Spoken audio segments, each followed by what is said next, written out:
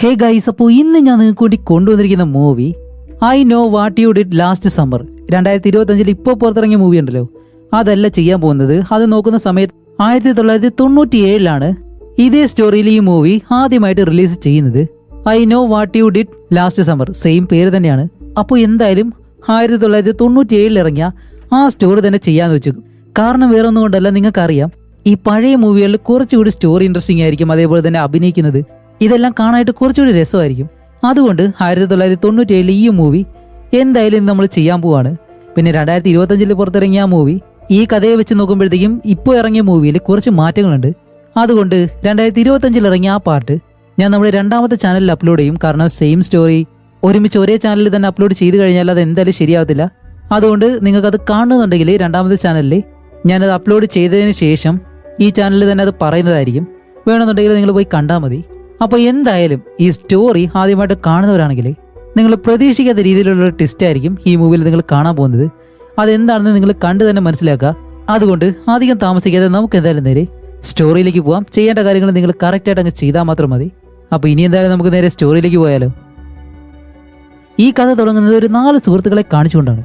ബാരി, Helen, അവർ രണ്ടുപേരും പ്രണയിക്കുകയാണ്. അതേപോലെ തന്നെ റേ, ജൂലി, ഇവരും അതേപോലെ തന്നെ പ്രണയിക്കുന്നുണ്ട്. കൂടാതെ ഇവർ 4 പേരും ഒരേ കോളേജിലാണ് പഠിക്കുന്നത്. അതുപോലെ ഇന്നത്തെ ദിവസം അമേരിക്കയുടെ സ്വതന്ത്ര ദിവസമാണ്, ജൂലൈ 4. അതുകൊണ്ട് തന്നെ അന്നത്തെ ദിവസം നല്ല രീതിയിൽ ആഘോഷം നടക്കുകയാണ്. ആകാശത്ത് നല്ല രീതിയിലുള്ള ഫയർ വർക്കുകൾ, ഇതെല്ലാം കൊണ്ട് തന്നെ അന്നത്തെ രാത്രി നല്ല ആഘോഷമായിട്ടുള്ള ദിവസമാണ്. അതേ സമയമാണ് മറ്റൊരിടത്ത് കാണിക്കുമ്പോൾ ഒരു കടൽക്കരയിൽ ഒരുത്തൻ കയ്യിൽ എന്തോ മരുന്നും കാര്യങ്ങളൊക്കെ ആയിട്ട് ഇരിക്കുകയാണ്. കാരണം വേറെ ഒന്നുമല്ല, അവൻ ജീവിക്കണോ വേണ്ടയോ എന്നുള്ളൊരു തീരുമാനം എടുക്കുന്നത് ഇവിടെ വെച്ചാണ്. അങ്ങനെ അവിടെ സീൻ കട്ട് ചെയ്ത് അടുത്തത് കാണിക്കുന്നത് കോളേജിലെ മിസ് ക്രോക്കർ എന്ന് പറഞ്ഞൊരു കോമ്പറ്റീഷൻ നടക്കുന്നുണ്ട്. അതിൽ പങ്കെടുക്കുന്ന മത്സരാർത്ഥികളിൽ ഒരാള് നമ്മുടെ ഹെലനാണ്. അതേ മത്സരത്തിൽ തന്നെ വിജയിക്കുന്നതും ഹെലൻ തന്നെയാണ്. അങ്ങനെ ജയിച്ചിട്ട് അവൾക്കുള്ള സമ്മാനം എല്ലാം കൊടുത്ത് അത് കഴിഞ്ഞ് ഹെലൻ നമ്മുടെ ജോലിയായിട്ട് നടന്നിങ്ങനെ പോവും. അപ്പോഴേക്കാണ് അവിടേക്ക് മാക്സ് എന്ന് പറഞ്ഞ ഒരുത്തം വരുന്നത്. ഇവനും ഇവരോടൊപ്പം ഒരേ കോളേജിൽ തന്നെയാണ് പഠിച്ചത്. ഇപ്പൊ അവൻ വന്ന് ഹെലനെ വിളിച്ചിട്ട്, ഏയ് നമുക്ക് ആ ഒരു പാർട്ടിയിലേക്ക് പോയാലോ, നീ എന്നോടൊപ്പം വരുന്നോന്നെല്ലാം ചോദിക്കുമ്പോൾ ഹെലൻ എന്തായാലും അവനോട് പോകാനായിട്ട് താല്പര്യമില്ല. അപ്പൊ ജൂലി പറയും, ഇല്ല മാക്സ്, എന്തായാലും അവൻ വരുന്നില്ല എന്ന് പറയുമ്പോൾ മാക്സ് പോവാതെ നിൽക്കുന്നതും ഇത് കണ്ട ബാരി ഉണ്ടല്ലോ, അവൻ പെട്ടെന്ന് ഇവിടേക്ക് വന്ന് അവൻ നല്ലതുപോലെ കുടിച്ചിട്ടുണ്ടായിരുന്നു. ആ ദേഷ്യത്തിൽ നമ്മുടെ മാക്സിനെ പിടിച്ച് അവൻ തള്ളുകയും ചെയ്യും. അത് കാരണം നമ്മുടെ മാക്സ് ബാരിയായിട്ട് നല്ലതുപോലെ വഴക്കുണ്ടാക്കുമ്പോൾ റേ ആണ് ഇതിനിടയിൽ കയറിയിട്ട് രണ്ടുപേരെ തടഞ്ഞ്, ശരി ബാരി ബാ നമുക്ക് ഇവിടെ നിന്ന് എന്തായാലും പോവാന്ന് പറഞ്ഞിട്ട് ഇവർ 4 പേരും ഇപ്പോൾ കാറിൽ വേറെ ഏതോ ഒരു സ്ഥലത്തേക്ക് പോവാണ്. അങ്ങനെ കുറേ ദൂരം യാത്ര ചെയ്ത് 4 പേരും ആ കടൽക്കരയിലേക്ക് വന്ന് അവിടെ തീയെല്ലാം കൂട്ടിയിട്ട് കുറേ നേരം അവിടെ തന്നെ ഇരിക്കുന്നു. എന്നിട്ട് നല്ലതുപോലെ മദ്യപിക്കുകയെല്ലാം ചെയ്യുന്നുണ്ട്. അങ്ങനെ ഒരുപാട് നേരം അവിടെ ഇരുന്ന് സംസാരിച്ച് ശരി ഒരുപാട് രാത്രിയായി നമുക്ക് എന്തായാലും പോയാലോ എന്ന് പറഞ്ഞ് പോകാനായിട്ട് വരുമ്പോഴത്തേക്കും ബാരി എന്ന് പറഞ്ഞവനുണ്ടല്ലോ, അവൻ നല്ല വലിയൊരു പണക്കാരനാണ്. അവന്റെ കയ്യിലുള്ള BMW കാറിലാണ് ഇവരെല്ലാവരും വന്നിട്ടുള്ളത്. അങ്ങനെ തിരിച്ചു പോകുമ്പോഴത്തേക്കും അവൻ തന്നെ കാർ ഓടിക്കാം എന്ന് പറയുമ്പോൾ ഇവൻ നല്ലതുപോലെ തന്നെ മദ്യപിച്ചതുകൊണ്ട് റേ പറയും, വേണ്ട ഞാൻ എന്തായാലും വണ്ടി ഓടിക്കാം, നീ മദ്യപിച്ചിട്ടുണ്ടെന്നും പറഞ്ഞ് റേ ആണ് ഇപ്പോൾ കാർ ഓടിച്ചിട്ട് പോകുന്നത്. അങ്ങനെ കാറിൽ പോകുമ്പോൾ ജോലി റേ നോക്കി ഒരുപാട് കാര്യങ്ങൾ പറയുന്നുണ്ട്. ബാരി ഹെലനും പുറയിൽ എന്തൊക്കെയോ പറയുന്നുണ്ട്. അതുമല്ല ബാരിയുടെ കാറായതുകൊണ്ട് തന്നെ അവൻ ഈ കാറിന്റെ മുകളിലത്തെ ആ ഒരു ഭാഗം ഉണ്ടല്ലോ അത് തുറന്നു വെച്ചിട്ട് മുകളിലേക്ക് എഴുന്നേറ്റ് നിന്ന് എന്തൊക്കെയോ പറയാണ്. അങ്ങനെ ആ ബഹളം വെച്ചിട്ട് അവൻ ആ ഒരു മദ്യക്കുപ്പിയും വെച്ച് കുടിച്ചു വരുന്നതും പെട്ടെന്ന് ആ ഒരു ബോട്ടിൽ താഴേക്കൊന്ന് വീഴും, അതും ഡ്രൈവർ സീറ്റിനടുത്തേക്ക്. ഇത് കണ്ട റേ അതെടുക്കാൻ വേണ്ടിയിട്ട് അവന്റെ ശ്രദ്ധ താഴേക്ക് തിരിയുന്നതും പെട്ടെന്ന് കാണിക്കുമ്പോഴത്തേക്കാണ് റോഡിലുള്ള എന്തോ ഒരു കാര്യത്തെ ഇവരിടിച്ചങ്ങ് തെറിപ്പിക്കുന്നു. ഇത് കണ്ട് റേക്ക് എന്ത് ചെയ്യണമെന്നറിയത്തില്ല. എല്ലാവരും നല്ലതുപോലെ പേടിച്ചു പോയി.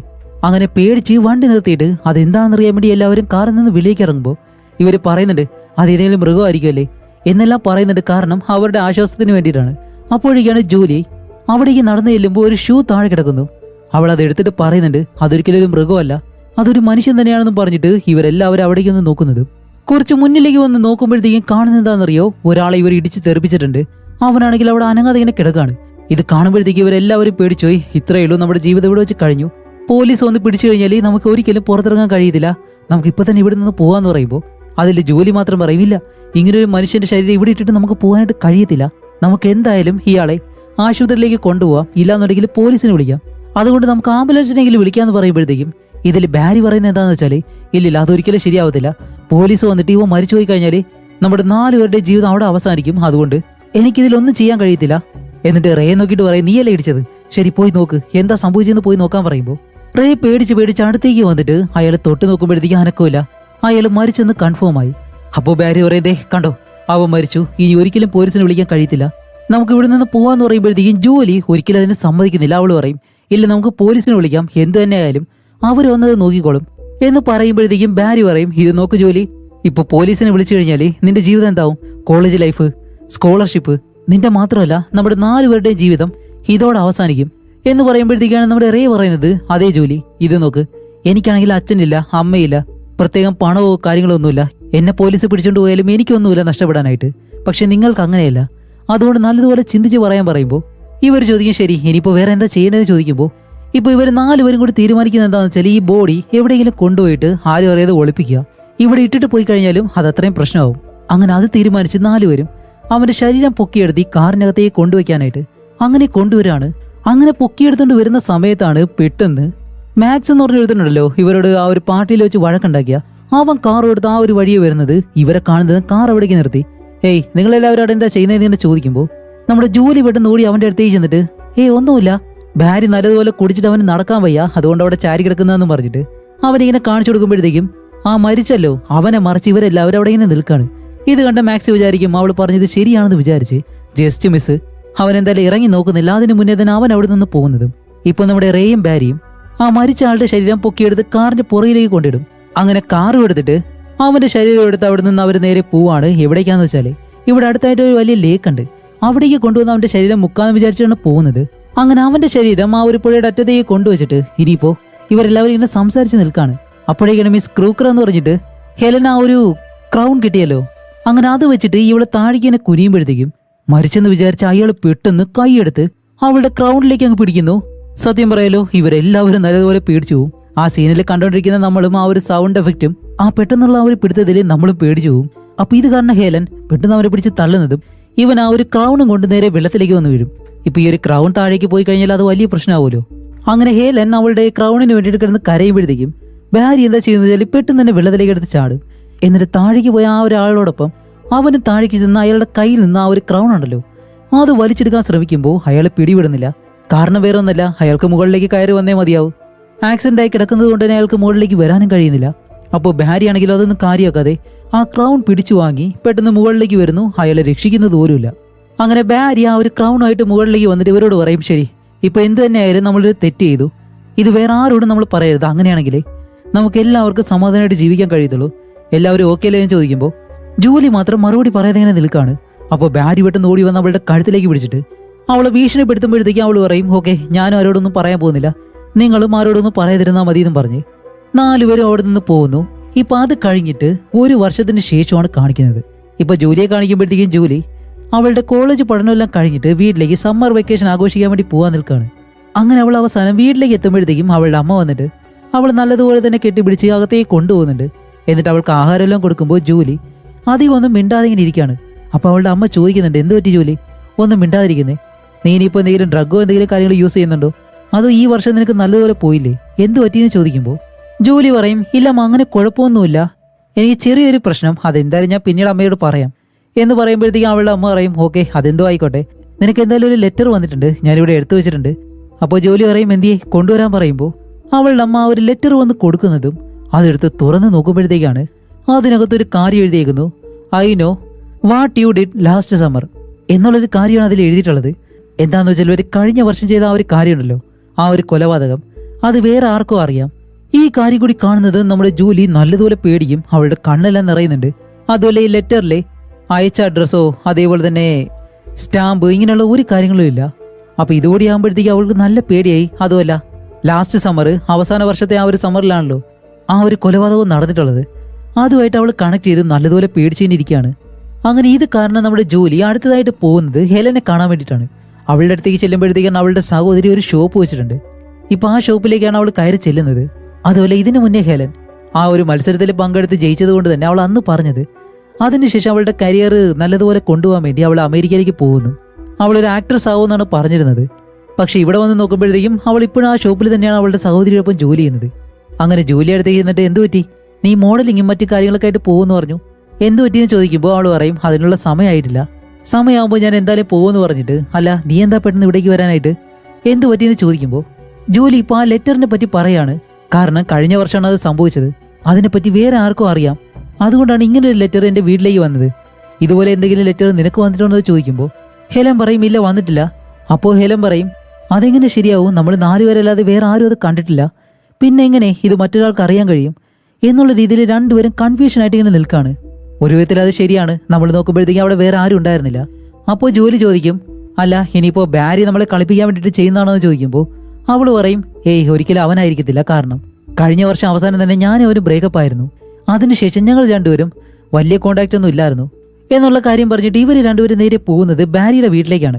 അങ്ങനെ അവിടേക്ക് ചെന്ന് അവനെ കണ്ട് നടന്ന കാര്യങ്ങളെല്ലാം അതുപോലെ പറയുമ്പോഴത്തേക്കും ബാരി ഒരിക്കലും ഇത് വിശ്വസിക്കത്തില്ല. ഇപ്പൊ ബാരി പറയുന്നത് എന്താണെന്നറിയോ, ഇത് ചെയ്തതെല്ലാം മാക്സ് ആയിരിക്കും.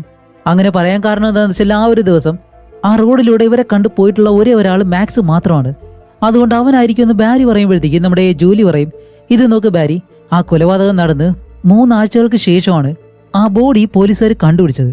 അങ്ങനെയാണെങ്കിൽ അവൻ ആ ലെറ്റർ അയക്കാനായിട്ട് ഒരു ചാൻസ് ഉണ്ടാവത്തില്ല, അവൻ അത് അറിഞ്ഞു പോലും കാണത്തില്ല. ഇനി ഒരുപക്ഷെ അവനായിരിക്കോ എന്നുള്ള ഒരു സംശയം വീണ്ടും നമ്മുടെ ജോലിക്ക് വരുന്നുണ്ട്.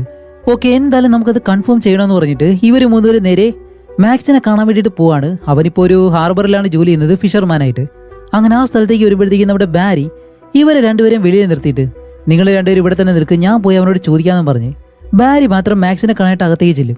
അങ്ങനെ അകത്തേക്ക് ചെല്ലുന്നത് നമ്മുടെ ബാരി മാക്സിനെ കാണുമ്പോൾ മാക്സ് ഹേയ് ബാരി എന്തുണ്ട് സുഖമായിട്ടിരിക്കുന്നതെന്നല്ലേ ചോദിക്കുമ്പോൾ ബാരി പറയും എനിക്ക് നിന്നോടൊന്ന് തനിച്ച് സംസാരിക്കണം എന്ന് പറഞ്ഞ് അടുത്തുള്ള റൂമിനകത്തേക്ക് വിളിച്ചെടുത്തിട്ട് അവനെ പിടിച്ച് അങ്ങനെ ഒരിടത്തേക്ക് ചേർത്ത് നിർത്തി ഈ ഐസ് എല്ലാം കോരിയെടുക്കുന്ന ഒരു കൊക്കിയുണ്ടല്ലോ അത് വെച്ചിട്ട് സത്യം പറയും മാക്സ്, നീയല്ലേ ആ ലെറ്റർ ജോലിക്ക് അയച്ചത്, മര്യാദയ്ക്ക് സത്യം പറഞ്ഞു എന്ന് പറയുമ്പോഴത്തേക്കും മാക്സിനാണെങ്കിൽ അത് എന്താണെന്ന് പോലും അറിയത്തില്ല. അല്ല നീ എന്തിനെ പറ്റി പറയുന്നതെന്ന് ചോദിക്കുമ്പോൾ ബാരി പറയും ദേ ഇനി ഇതുപോലെ എന്തെങ്കിലും കാണിച്ചു കഴിഞ്ഞാൽ നിന്റെ ജോലി അവിടെ കഴിയുമെന്നും പറഞ്ഞിട്ട് അവനെ ഭീഷണിപ്പെടുത്തി ബാരി വെളിയിലേക്ക് ഇറങ്ങി വരുമ്പോൾ മാക്സിനൊന്നും മനസ്സിലാവുന്നില്ല.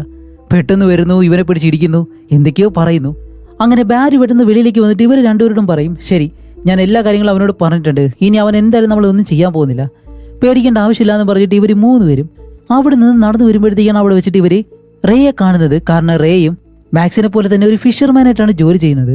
ഇതിൽ റേയും ജോലിയും അവർ രണ്ടുപേരും ആ ഒരു വർഷം തന്നെ ബ്രേക്കപ്പ് ആയിട്ട് ഇപ്പോൾ 1 വർഷമായി രണ്ടുപേരും മിണ്ടിയിട്ട് വലിയ രീതിയിലുള്ള കോണ്ടാക്ട് ഒന്നും ഇല്ലാതെ തന്നെയാണ് ഇവർ രണ്ടുപേരും കഴിയുന്നത്.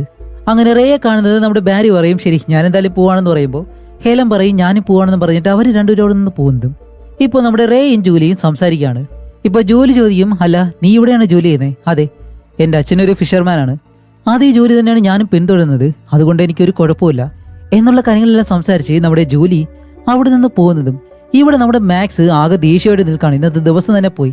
അങ്ങനെ അവൻ ഈ ഒരു ഐസെല്ലാം എടുത്ത് ഇങ്ങനെ വെക്കുന്ന സമയത്ത് ആ നിൽക്കുന്ന റൂമുണ്ടല്ലോ അതിനകത്ത് നല്ല രീതിയിൽ പുക വരുന്നുണ്ട്. വേറെ ഒന്നല്ല ഈ വെള്ളമെല്ലാം തിളപ്പിക്കുമ്പോഴത്തേക്ക് അതിൻ്റെ ആ ഒരു നീരാവി ഉണ്ടല്ലോ അതാണ്. അതുകൊണ്ട് തന്നെ അകത്തുള്ള വലിയ കാര്യങ്ങളൊന്നും അധികം കാണാൻ കഴിയത്തില്ല.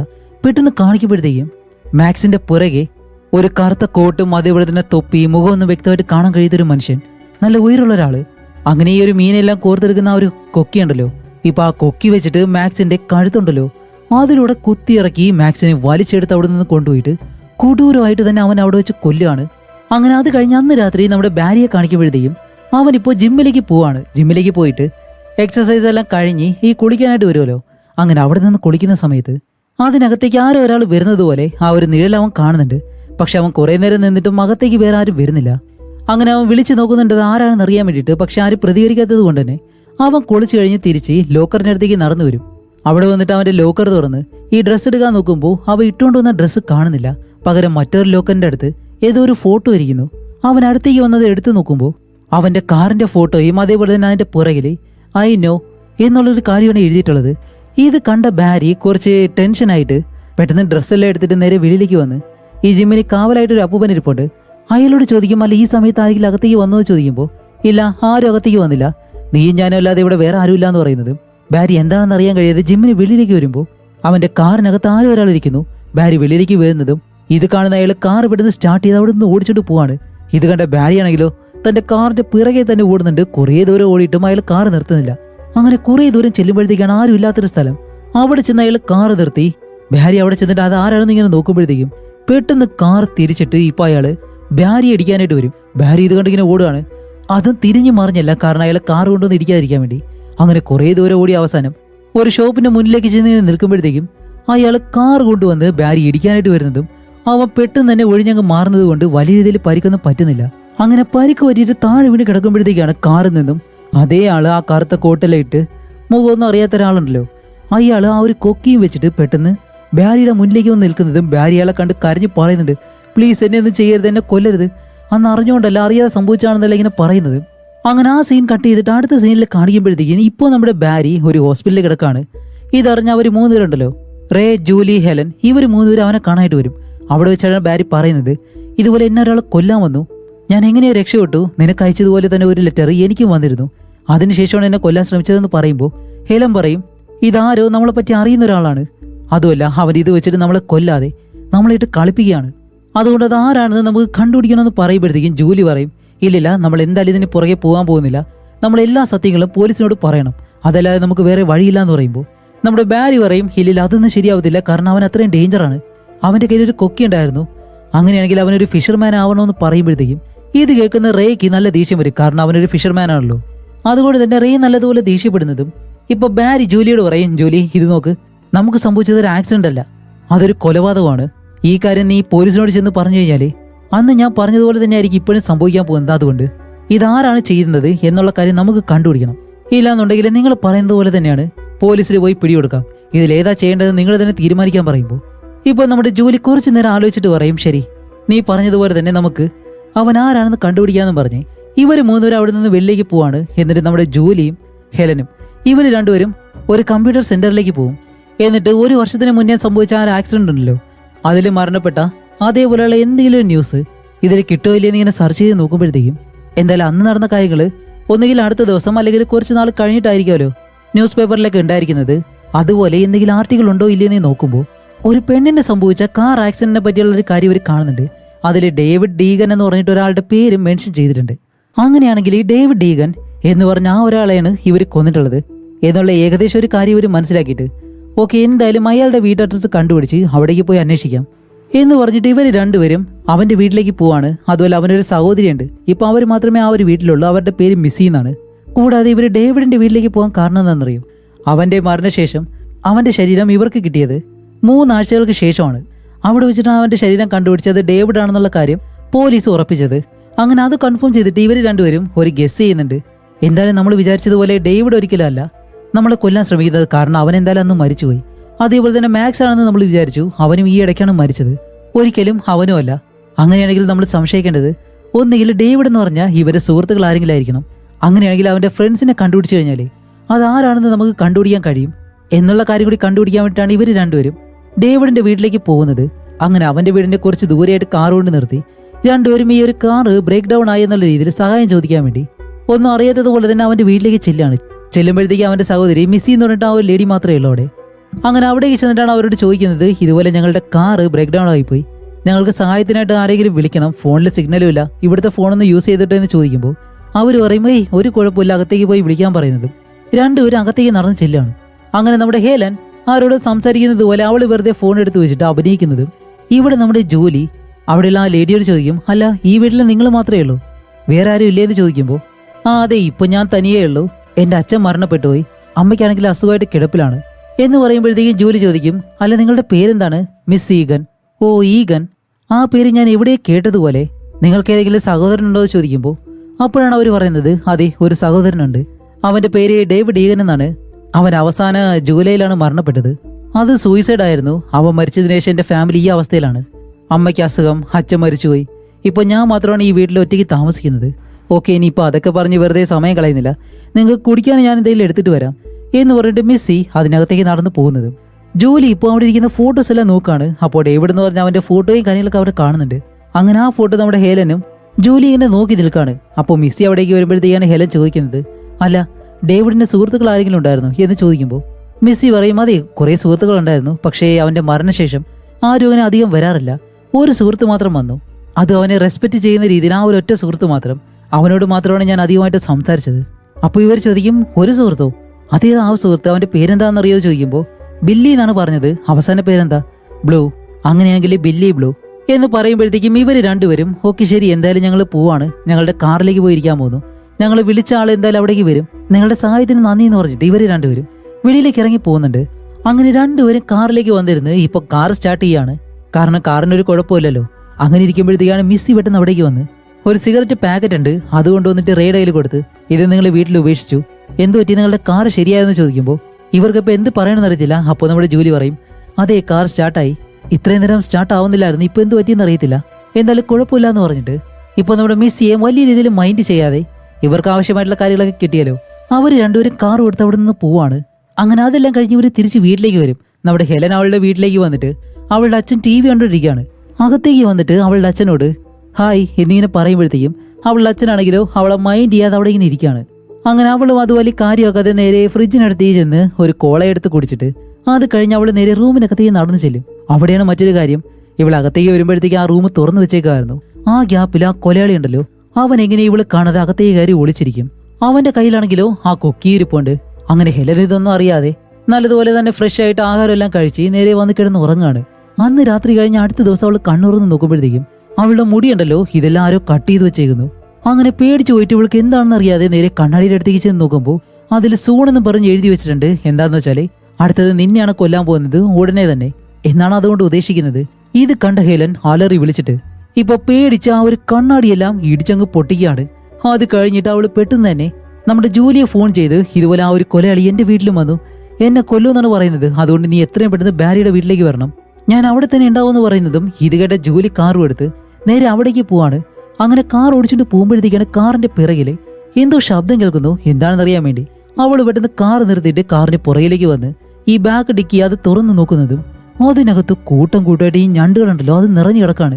അതിനെ മാറ്റി നോക്കുമ്പോഴത്തേക്കാണ് കാണിക്കുമ്പോ മാക്സ് എന്ന് പറഞ്ഞിട്ട് അവനുണ്ടല്ലോ അവന്റെ ശരീരം അതിനകത്ത് കിടക്കുന്നു, അത് അഴുകിയ അവസ്ഥയില്. അതുമല്ല ബാരി എന്ന് പറഞ്ഞ അവന്റെ ജാക്കറ്റ് കാണാതായല്ലോ, അവന്റെ ജാക്കറ്റാണ് ഇവ ഇട്ടേക്കുന്നത്. ഇത് കണ്ടിട്ട് അവൾ അലറി വിളിക്കുമ്പോഴത്തേക്കും ഇവളിപ്പോ നിൽക്കുന്നത് ബാരി എന്ന് പറഞ്ഞ അവന്റെ വീടിനടുത്തായിട്ട് തന്നെയാണ്. ഈ ശബ്ദം കേട്ട് നമ്മുടെ ബാരിയും അതേപോലെ തന്നെ ഹെലനും ഇവര് രണ്ടുപേരും പെട്ടെന്ന് ഓടി വെളിയിലേക്ക് വരും. എന്നിട്ട് എന്തോ പറ്റിയത് ചോദിക്കുമ്പോഴത്തേക്കാണ് നമ്മുടെ ജൂലി പറയുന്നത് ഇല്ല അതിനകത്ത് മാക്സിന്റെ ശരീരം ഉണ്ടെന്ന് പറയുന്നതും ഇവര് രണ്ടുപേരും വന്ന് പതിയെ അതിങ്ങനെ തുറന്നു നോക്കുമ്പോൾ അതിനകത്ത് അവള് പറഞ്ഞതുപോലെ ഒന്നുമില്ല. ഇനിയിപ്പോ അവൾക്ക് തോന്നിയതാണോ അറിയത്തില്ല. അല്ല ജൂലി, നിനക്കെന്താ ഇതെല്ലാം സംഭവിച്ചിട്ട് ഭ്രാന്ത് പിടിച്ചോ? അപ്പോഴാണ് ജൂലി പറയുന്നത് എനിക്ക് ഭ്രാന്ത് പിടിച്ചതല്ല, ഇത് നോക്ക്, നിന്റെ ജാക്കറ്റ് അവ എടുത്തോണ്ട് പോയി, അതേപോലെ തന്നെ ഹെലന്റെ മുടി അവൻ ഇന്നലെ രാത്രി കട്ട് ചെയ്തെടുത്തു. അതുമല്ല എന്റെ കാറിൽ ബാരിയുടെ ശരീരം കൊണ്ടുവന്നിട്ട് എന്നെ കളിപ്പിക്കുകയാണ്. അതുകൊണ്ട് അവൻ നമ്മളെ ചുറ്റി തന്നെയാണ് ഈ കാര്യങ്ങളെല്ലാം ചെയ്യുന്നത്, നമ്മൾ എന്തൊക്കെ കാര്യങ്ങൾ ചെയ്യുന്നോ അതെല്ലാം അവൻ കാണുന്നുണ്ട് എന്നെല്ലാം പറഞ്ഞ് അലറി വിളിച്ചിട്ട് അങ്ങനെ ഒരു വീട്ടിലേക്ക് നോക്കി. എന്താ നീ ഇതെല്ലാം കാണുന്നുണ്ടോ, ധൈര്യം ഉണ്ടെങ്കിൽ ഇറങ്ങി വാന്നെല്ലാം പറഞ്ഞിട്ട് അവളിങ്ങനെ അലറി വിളിക്കുകയാണ്. അപ്പൊ ഇവര് വിചാരിക്കും അവൻ ഇവിടെ എവിടെയെങ്കിലും ഉണ്ടാവുമെന്ന് പറഞ്ഞിട്ട് അവര് മൂന്നുപേരും നടന്നിങ്ങനെ പോകുമ്പോഴത്തേക്കും അവിടേക്ക് റേ വരുന്നു. സത്യത്തിൽ ഇവർക്ക് മൂന്നുപേർക്കും ഓരോ കാര്യങ്ങളായിട്ട് ഇങ്ങനെ സംഭവിക്കുന്നുണ്ട്, എന്തെങ്കിലും ഒരു കാര്യങ്ങള്. പക്ഷെ റേക്ക് മാത്രം ഒരു കുഴപ്പവും വരുന്നില്ല. ഇത് കാരണം നമ്മുടെ ബാരി വിചാരിക്കും റേ ആണ് ഇതെല്ലാം ചെയ്യുന്നതെന്ന് വിചാരിച്ചിട്ട് പെട്ടെന്ന് റേയെ വന്ന് ഇടിക്കാൻ തുടങ്ങും. എന്നിട്ട് പറയും നീയാണ് മാക്സിനെ കൊന്നത്, അതേപോലെ തന്നെ ഒരു ജാക്കറ്റ് എടുത്തത്, അവളുടെ മുടി കട്ട് ചെയ്തത്, ഇതെല്ലാം ചെയ്യുന്നത് നീയാണെന്ന് പറയുമ്പോൾ നമ്മുടെ ജോലി ഇത് തടഞ്ഞിട്ട് ഹേ ഗായ്സ് നിർത്ത്, നമ്മുടെ ഇടയിൽ തന്നെ ഇതുപോലെ പ്രശ്നം ഉണ്ടാക്കരുത്, അതായിരിക്കും ചിലപ്പോൾ അവൻ ആഗ്രഹിക്കുന്നത്, അതുകൊണ്ട് അവൻ ആരാണെന്ന് നമുക്ക് കണ്ടുപിടിച്ചേ മതിയാവുള്ളെന്ന് പറഞ്ഞ് ഇപ്പൊ ഇവർ നാലുപേരും അകത്തേക്ക് വന്നിട്ട് അത് കണ്ടുപിടിക്കാൻ ശ്രമിക്കുകയാണ്. അപ്പോഴേക്കാണ് നമ്മുടെ ജോലി പറയുന്നത് ഓക്കെ, മിസ്സി പറഞ്ഞത് വെച്ചിട്ട് 92-ലാണ് ഡേവിഡ് ഡീഗൻ കോളേജ് പഠനം കഴിഞ്ഞത്. അങ്ങനെയാണെങ്കിൽ അവരുടെ ഇയർ ബുക്കിൽ അവരുടെ എല്ലാവരുടെയും ഫോട്ടോസ് ഉണ്ടാവും, അവന്റെ ഫ്രണ്ട്സിന്റെ എല്ലാവരുടെയും.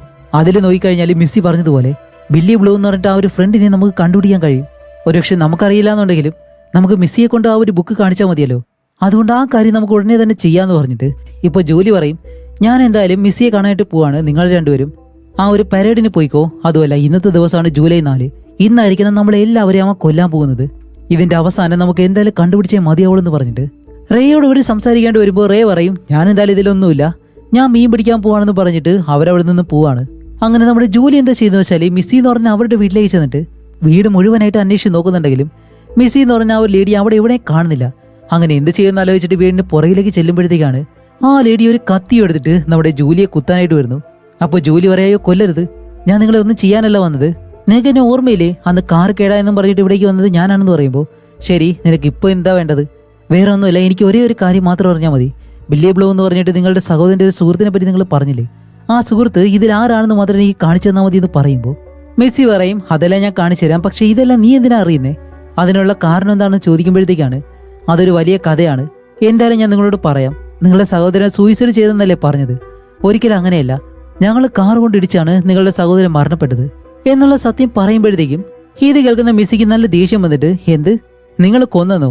ഒരിക്കലുമില്ല, പോലീസ് അവന്റെ ശരീരം വെള്ളത്തിൽ നിന്ന് കണ്ടുപിടിക്കുമ്പോഴത്തേക്കും അവര് പറഞ്ഞത് അവൻ ആത്മഹത്യ ചെയ്തു എന്നാണ് എന്നും പറഞ്ഞിട്ട് മിസ്സി നല്ലതുപോലെ ദേഷ്യപ്പെടുന്നുണ്ട്. അതേപോലെ തന്നെ നിനക്ക് വിശ്വാസം വരുന്നില്ലല്ലേ, ശരി മരിക്കുന്നതിന് മുന്നേ അവനൊരു സൂയിസൈഡ് നോട്ട് എഴുതി വെച്ചിരുന്നു.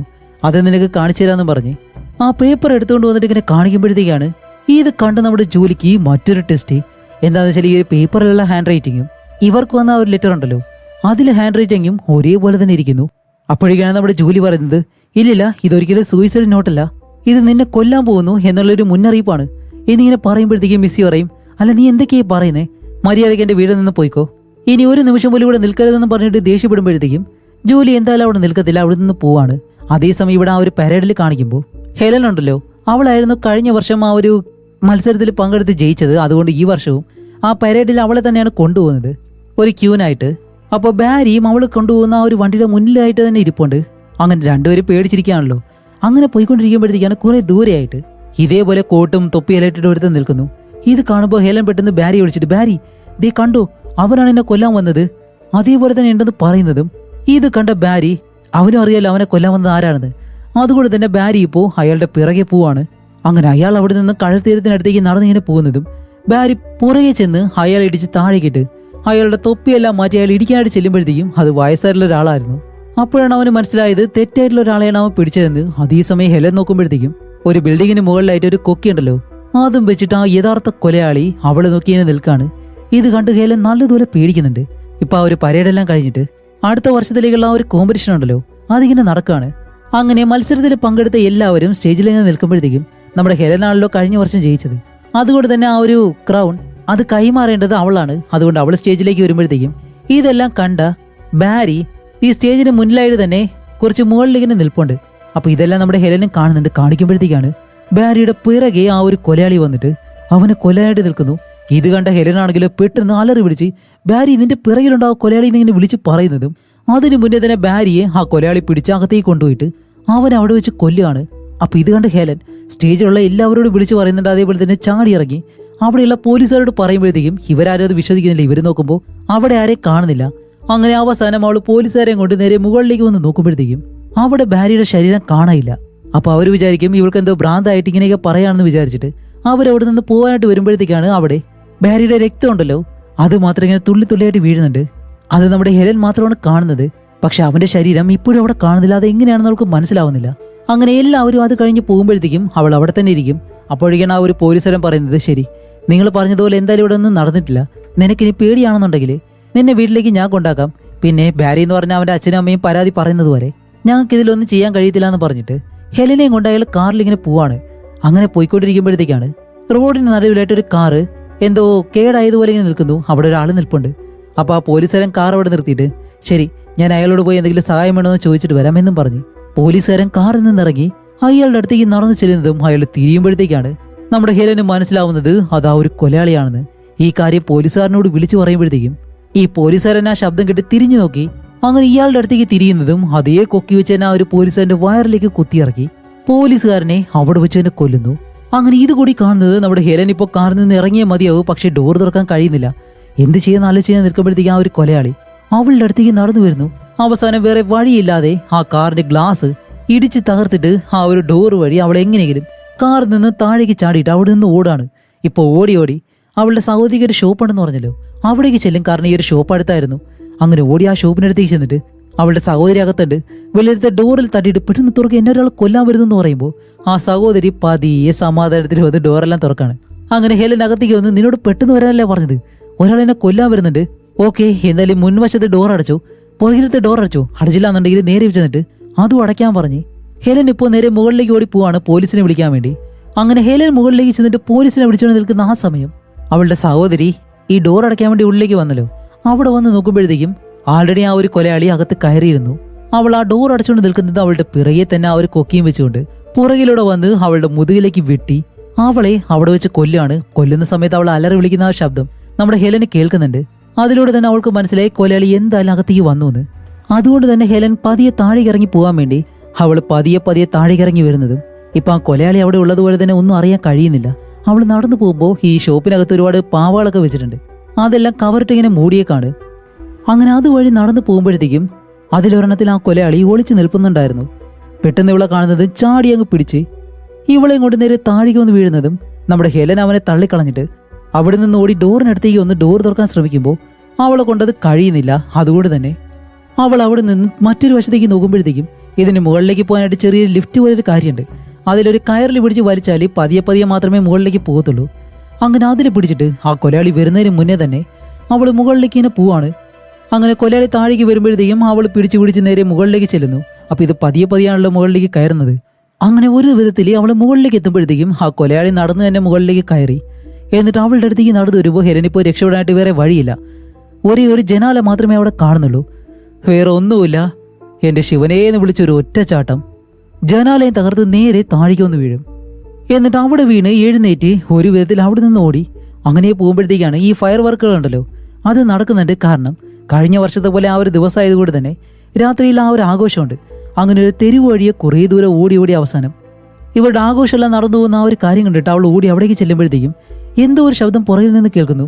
അവൾ അവിടേക്ക് ഓടി കയറാതെ ആശ്വസിച്ച് നിന്ന് പെട്ടെന്ന് തിരിഞ്ഞു നോക്കുന്നതും അവിടെ ആരെയും കാണുന്നില്ല. പെട്ടെന്ന് തിരിയുമ്പോഴത്തേക്കാണ് അവളുടെ പിറകെ തന്നെ ആ കൊലയാളി വന്ന് നിന്നിട്ട് അങ്ങനെ പിടിച്ചിട്ട് ആ ടയറിലേക്ക് 2-3 അടി, എന്നിട്ട് ആ ഒരു കൊക്കി ഉപയോഗിച്ച് അവളെയും അവിടെ വെച്ച് തന്നെ കൊല്ലുകയാണ്. അതേസമയം ഇവിടെ നമ്മുടെ ജൂലിയെ കാണിക്കുമ്പോഴത്തേക്കും അവളിപ്പോൾ തിരിച്ച് ഹെലനെ കാണാൻ വേണ്ടിയിട്ട് ആ സ്ഥലത്തേക്ക് വന്നിട്ട് ഹെലനെ അവിടെ എവിടെയും കാണാനില്ല. അതുപോലെ ഇവൾ അവിടെ നിൽക്കുമ്പോഴത്തേക്കും ആഘോഷമെല്ലാം നടക്കുന്നുണ്ട്.